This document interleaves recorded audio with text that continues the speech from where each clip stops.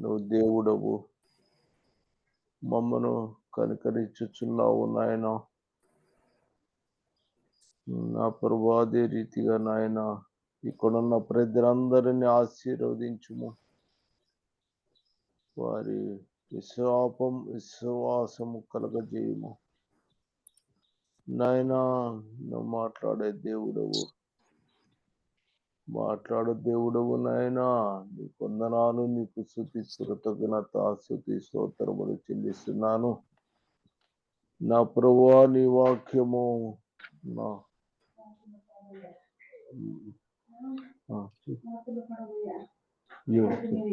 జాగ్రత్త అంటే ఎట్లా ఒక సహాయం చేయి, ప్రార్థన చేయి.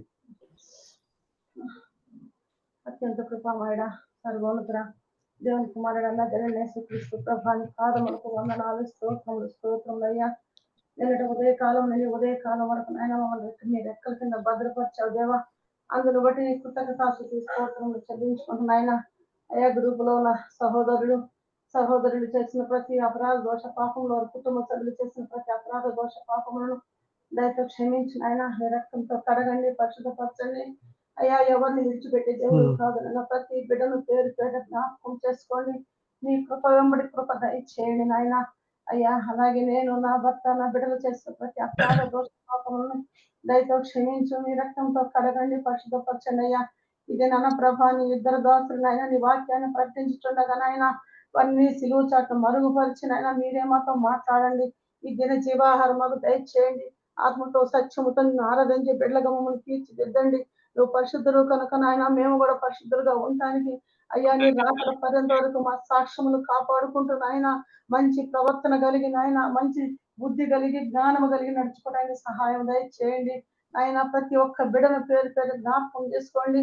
ఈ దాసులు వాక్యం చెప్పుచుండగానైనా వెనుగలిన చెవులు గ్రహించుకునే మనసు మాకు దయచేసి వాక్యానుసారంగా మేము బ్రతకటానికి నాయన ఈ లోకంలో నీకు గొప్ప సాక్షులుగా నిలబడటానికి మమ్మల్ని అందరినీ సిద్ధపరచమని ఈ కొద్ది మరి ఒక్కసారి మమ్మల్ని అందరినీ మీ చేతులకు అప్పగించుకుంటూ ఈ కొద్ది ప్రార్థన ఆలకించి ప్రతిఫలం దయచేయమని నజరేయుడైన యేసుక్రీస్తు ప్రభు నామమున వేడుకొంచు ప్రార్థిస్తున్నాను తండ్రి.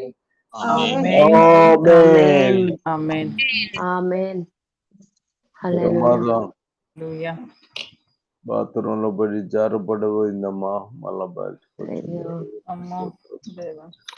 హల్లెలూయా.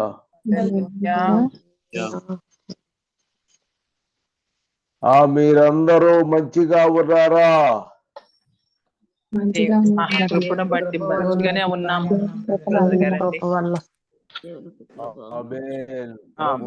వలన అందరూ అందముగా ఉన్నారు. సంతోషము. హల్లెలూయా. అమ్మా, తీతు రాసే పత్రిక 1:16 వచనం చదవండి.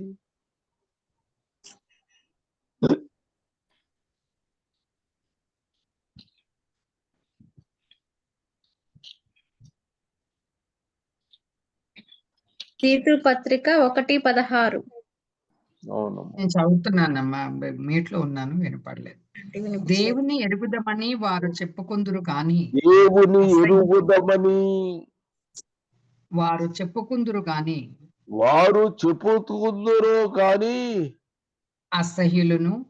అసహ్యులు, అవిధేయత కలిగిన వాడు, ప్రతి సత్కారము విషయములో భ్రష్టులై ఉండి తమ క్రియల వలన ఆయనను ఎరగనట్టున్నారు. ఆమేన్. చూడండి, దేవుని ఎరుగుదమని అంటున్నారు కానీ వాళ్ళకి దేవుడు తెలియదు, కానీ తెలుసు అని చెప్పుకుంటారు. వాళ్ళు అవిధేయులు. ఎంత దారుణమో చూడండి. చాలా మంది మేము దేవుణ్ణి మేము ఎరుగుదామండి అని చెప్పుకుంటారు, మాకు తెలుసండి, కానీ వాళ్ళ క్రియలు చాలా చండాలమైన క్రియలు. అసహ్యులు, అవిధేయులు. అసహ్యులు, వాళ్ళు చాలా అసహ్యులు కావట్లేదు. మనము అలాగున ఉండకూడదు. అవును. జాగ్రత్తగా ఉండాలి. చూడండి, హెబ్రీ 4:6 వచనంలో హెబ్రీయులకు రాసిన పత్రిక 4:6 వచనములో ఒకసారి వెలిగింపబడి పరలోక సంబంధమైన వరమును రుచి చూచి హెబ్రీ 4వ అధ్యాయము 6వ వచనం. కాగా ఎందరో కొందరు విశ్రాంతిలో ప్రవేశించుదురను మాట నిశ్చయము గనుకను ముందు సువార్త కొంతమంది విశ్రాంతిలో విశ్వాసంలోనికి విశ్రాంతిలోకి ప్రవేశిస్తారన్న మాట నిశ్చయం గనుక ముందు సువార్త వినిన వారు అవిధేయత చేత ప్రవేశింపలేరు. ఇశ్రాయేలు జనాంగం కొంతమంది వాళ్ళు సువార్త విని కూడా అవిధేయత వల్ల ప్రవేశించలేకపోయారు. కాబట్టి వాళ్ళు అవిధేయత వలన విశ్రాంతిలోనికి ప్రవేశింపలేరు. ఆమేన్, హల్లెలూయా. ఎందుకని?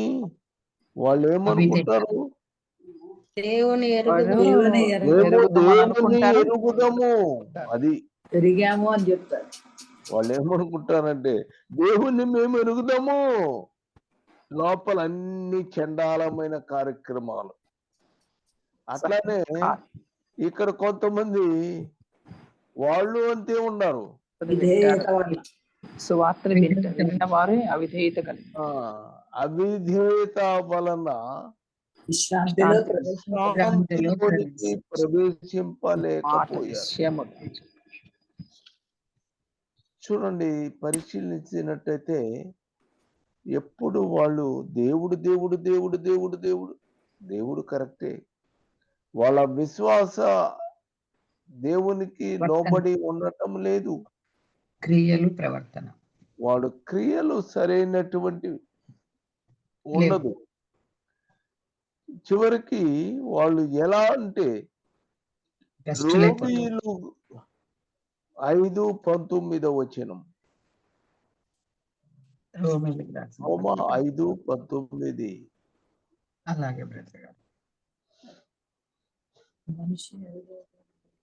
ఏలయనగా ఒక మనుష్యుని అవిధేయత వలన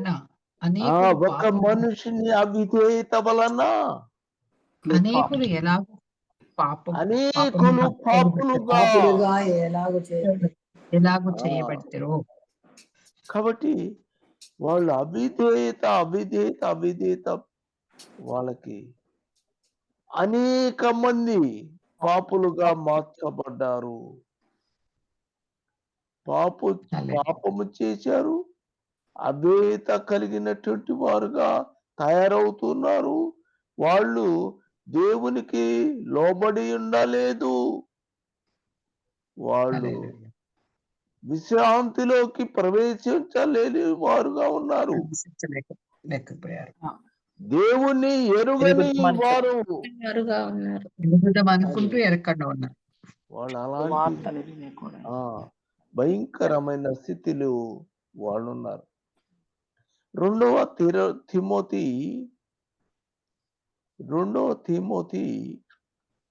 3:2 వచనం. 2 తిమోతి 3వ అధ్యాయం 2వ వచనం. ఏలయనగా మనుషులు స్వార్థప్రియులు, స్వార్థప్రియులు, ధనాపేక్షలు,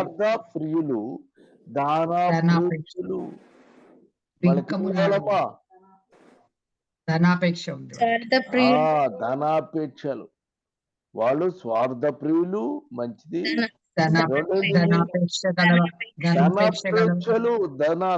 ధనము కావాలి, అపేక్షిస్తుంటారు. బింకములాడుతూ అన్ని అబద్ధాలు. గొప్పలు చెప్పుకుంటూ ఉంటారు. ఆ, ఆ, అహంకారులు 4వది. అసంకాలు. దూషకులు 5. 6 తల్లిదండ్రులకు అవిధేయతతో విధేయులుగా కృతజ్ఞత లేని వారు తల్లిదండ్రులకు అవిధేయులు, కృతజ్ఞత లేని వారు అపవాదులు. అపవిత్రులు. కాబట్టి మనుషులు ఎలా తయారవుతున్నారంటే స్వార్థ ప్రియులు, ధనాపేక్ష, బింకములాడేవారుగా, అహంకారులుగా, దూషకులుగా, తల్లిదండ్రులకు అవిధేయులుగా, కృతజ్ఞత లేని వారుగా, అపవిత్రులుగా, అనురాగ రహితులుగా, అతి ద్వేషకులుగా, అపవాదకులుగాను, అజితేంద్రియులుగాను, క్రూరులుగాను, సర్జన ద్వేషులుగాను, ద్రోహులు, మూర్ఖులు, గర్వాంధులు, దేవుని కంటే సుఖానుభవము ఎక్కువగా ప్రేమించువారు. వీరు పైకి భక్తి గల వారై ఉండియు దాని శక్తిని ఆశ్రయించిన వారై ఉందరు.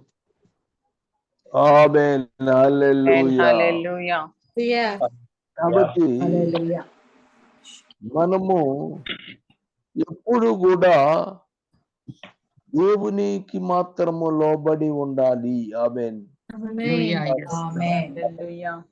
మన దేవుడు యేసుక్రీస్తు ప్రభువు, ఆయనకు భయపడి లోబడి ఉండాలి. ఆమేన్. హల్లెలూయా. తర్వాత తీతు 3వ వచనము, తీతు 3వ అధ్యాయము 3:3. ఎందుకనగా మనము కూడా మునుపు అవివేకులమును అవిధేయులమును, మనము కూడా ఇంతకు మునుపు మనం ఎట్లా ఉన్నాము? అవివేకులుగా ఉన్నాము. అవివేకులుగాను అవిధేయులుగాను మోసపోయిన వారముగా అనేకులము ఉన్నాము.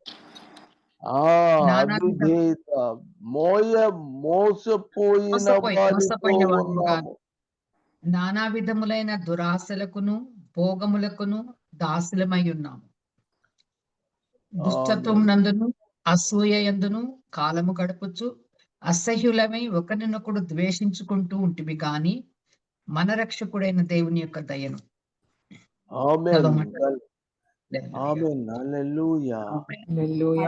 ఇప్పుడు మనము చూస్తూ ఉన్నప్పుడు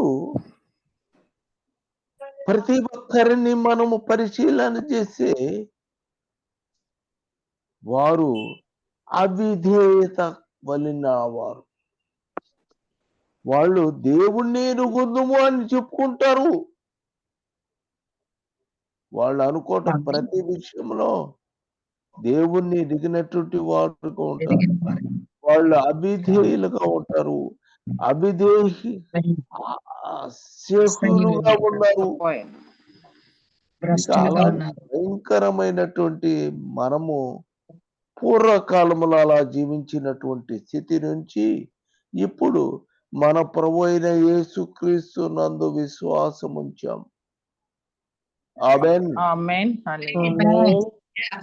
కాబట్టి అవిధేయత అనేటువంటిది మన లోపల ఎక్కడా ఉండకూడదు. ఎందుకంటే జస్ట్ కొంచెము ఉన్నా సరే అది ఏం చేస్తుంటే మనల్ని పడేస్తుంది. చూడండి ఎఫెసీ 2:2 చూడండి.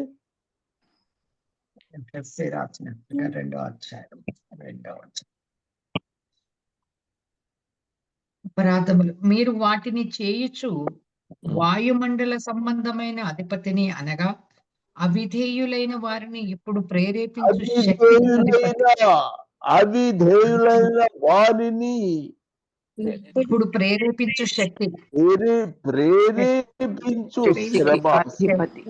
శక్తికి అధిపతిని అనుసరించి ఈ ప్రపంచ ధర్మము చొప్పున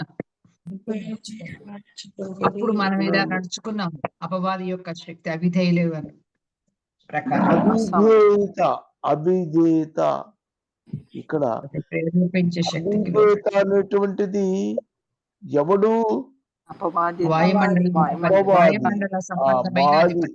వాయుమండల అధిపతి సంబంధమైన అధిపతి. వాడు వాయుమండల అధిపతి.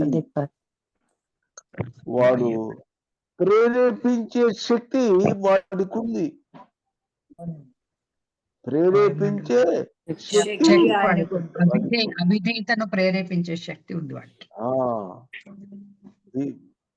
ప్రేరేపించి, కాబట్టి అవిధేయత అనేటువంటిది వాయుమండల అధిపతి ప్రేరేపించే శక్తి కలిగినటువంటి వాడు మీ అమ్మట అనుసరించి ఈ ప్రపంచ ధర్మము చొప్పున మునుపు నడుచుకుంటుంది. చూడండి, కాబట్టి మనం అనుకుంటాము లేదండి మేము దేవుణ్ణి ఎరిగాము, మేము ప్రార్థన చేస్తున్నాము అని చెప్పుకుంటారు. కానీ వాళ్ళకి తెలియకుండానే వాళ్ళు చాలా విషయాలు పడిపోతూ ఉన్నారు. అనేక విషయాలు పడిపోతూ ఉన్నారు. ఎందుకంటే ఇక్కడ ఉన్నాడు ఎవడాడు? వాయుమండల అధిపతి. వాడు మనిషికి అర్థం కాదు. వాడు మనిషికి అర్థము కాదు. జస్ట్ వాడు ఎవడో ఒక మనుషుల్లాగా ఉన్నాడు. వాడు మనతో మాట్లాడితే కదా తెలుస్తుంది. కాబట్టి వాడు లోపల ఉన్నాడు. ఈడు మనిషి ఏం చేశాడు? వాడి మాట వింటాడు. అవిధేయత అనేటువంటిది కలిగిద్ది. ఒకటి దేవుణ్ణి ఎరుగుని అని అనుకుంటాడు, కానీ లోపల ఉండేటువంటి వాడు వాయుమండలాధిపతి. వాయుమండలాధిపతి చూడండి, ఎఫెసీయులు 6:2 కూడా చూడండి. 6:12 ఏలయనగా మనము పోరాడునది శరీరులతో కాదు, ప్రధానులతోనూ అధికారులతోనూ ప్రస్తుత అంధకార సంబంధములకు లోకనాథులతోనూ ఆకాశ మండలమందు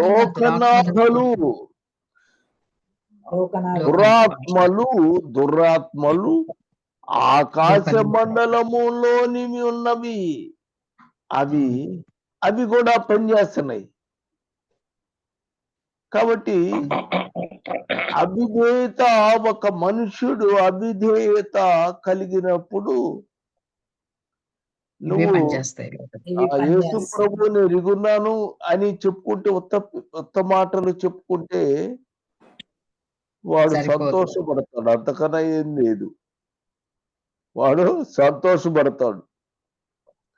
ఎందుకు? వాడు దేవుని ఎరుగును అని చెప్తాడు, గాని క్రియలు లేవు. నేనే ఉన్నాను వీటిలో. కాబట్టి వాయుమండలాధిపతి వస్తుంది. దురాశలు, దురాత్మలు ఆకాశ మండలములో ఉన్న సమూహం, అవి కూడా వస్తాయి. దురాత్మ సమూహం. యోహాను 14:30. యోహాను సువార్త 14:30. ఇంకను మీతో విస్తరించి మాట్లాడను, ఈ లోకాధికారి వచ్చుచున్నాడు, అపవాది లోకాధికారి వచ్చుచున్నాడు, వారితో నాకు సంబంధం లేదు అంటున్నారు ప్రభు. హల్లెలూయా.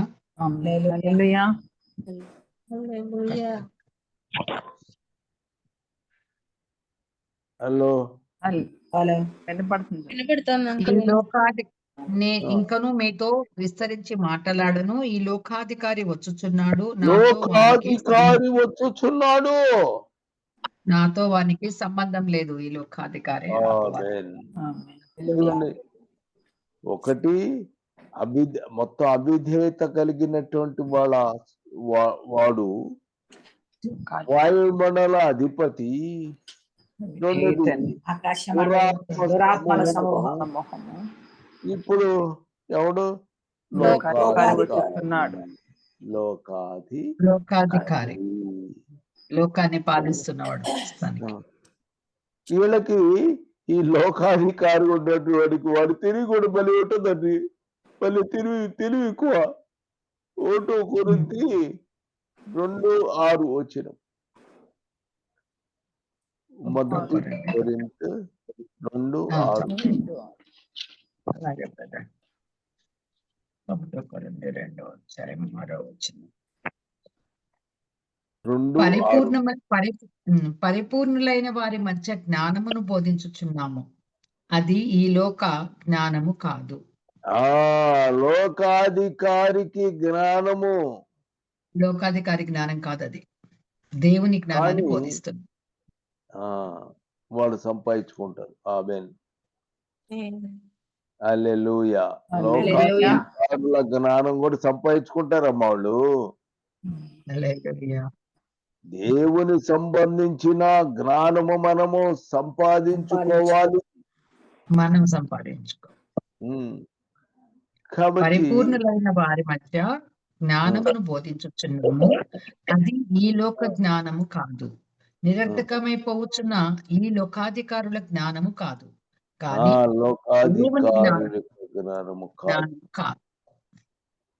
లోకాధికారుల యొక్క జ్ఞానము కాదు, కానీ లోక జ్ఞానము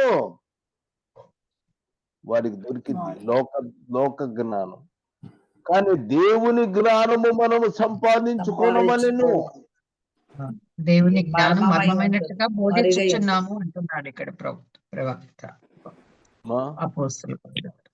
దేవుని జ్ఞానము మరుగై ఉన్నట్టుగా బోధిస్తున్నాము అంటున్నారు ప్రభు. అదంతా దేవుని సంబంధమైనది. వాక్యము, దేవుని వాక్యము. ఆమేన్. లోకాధికారి, లోక సంబంధ జ్ఞానము, ఇవన్నీ కూడా లోక సంబంధమైనవి. పరలోక సంబంధమైనది అంతా మన ప్రభు అయిన యేసుక్రీస్తు మనకి ఇచ్చాడు. ఆమేన్. కాబట్టి ఇక్కడ టైం అయిపోయింది. ఆమేన్, హల్లెలూయా. మహోన్నతుడా యేసుక్రీస్తు ప్రభువా, మీరు ఇచ్చిన వాక్యము నేను చెప్తున్నాను. మా ప్రభువా, ఇక ప్రతి మనుష్యుడు